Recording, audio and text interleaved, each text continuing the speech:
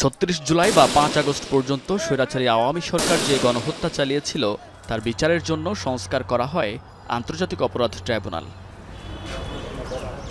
এরপর গেল ১৭ অক্টোবর শুরু হয় বিচার কাজ। এখন পর্যন্ত ১৮ মামলায় ১২২ জনকে বিচারের মুখোমুখি করল প্রসিকিউশন।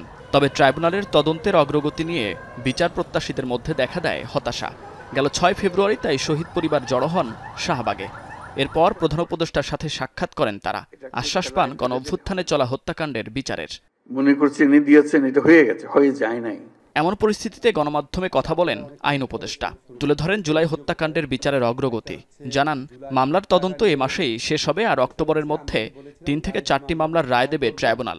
জাতিসংঘের জুলাই হত্যাকাণ্ডের প্রতিবেদন প্রকাশ হলে বিচারের স্বচ্ছতা ও গ্রহণযোগ্যতা আরও বাড়বে বলে আশা প্রকাশ করেন তিনি। ৪টি মামলার তদন্ত কাজ এ মাসে সম্পন্ন হচ্ছে।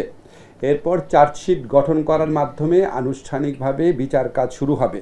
অক্টোবরের মধ্যে আমরা ৩-৪টা মামলার রায় পেতে যাচ্ছি বলে আশা করি। সাবেক প্রধানমন্ত্রী শেখ হাসিনা সহ আওয়ামী লীগের শীর্ষস্থানীয় নেতৃবৃন্দ এবং শীর্ষস্থানীয় কিছু পুলিশ এবং প্রশাসনিক কর্মকর্তা এই সমস্ত মামলায় আসামি হিসাবে রয়েছে। ২-১ দিনের মধ্যে আমাদের জাতিসংঘের যে তদন্ত টিম আছে ওনাদের রিপোর্টটা পাবেন। এই রিপোর্টটা আমাদের এই তদন্ত কাজটাকে সবার কাছে গ্রহণযোগ্য এবং সবার কাছে গ্রহণযোগ্য পাশাপাশি স্বচ্ছ এবং সহজতর করার ক্ষেত্রে অনেক অবদান রাখবে। আগামী ১ বছরের মধ্যে বিচার কাজ শেষ হবে উল্লেখ করে পালিয়ে থাকা সাবেক প্রধানমন্ত্রী শেখ হাসিনাকে ভারত থেকে ফিরিয়ে আনার ব্যাপারে শঙ্কা প্রকাশ করেন তিনি। যারা পলাতক আছেন, পলাতকের বিচারের বিধান রয়েছে। এখন আমরা তো আনার সর্বাত্মক চেষ্টা করছি।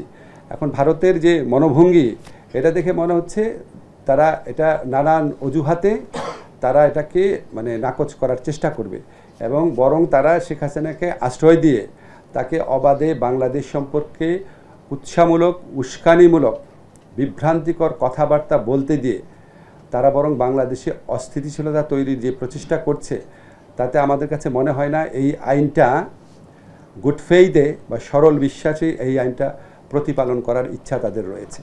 এদিকে সোমবার রাতে দ্বিতীয়বারের মতো সংশোধন করা ট্রাইব্যুনাল আইনে তদন্তকালে নথিপত্র জব্দ, আসামিদের বিদেশ যাত্রা নিষেধাজ্ঞা এবং সম্পত্তি জব্দের ক্ষমতা দেয়া হয় ট্রাইব্যুনালকে। মুন্নাফ রশিদ, এখন, ঢাকা।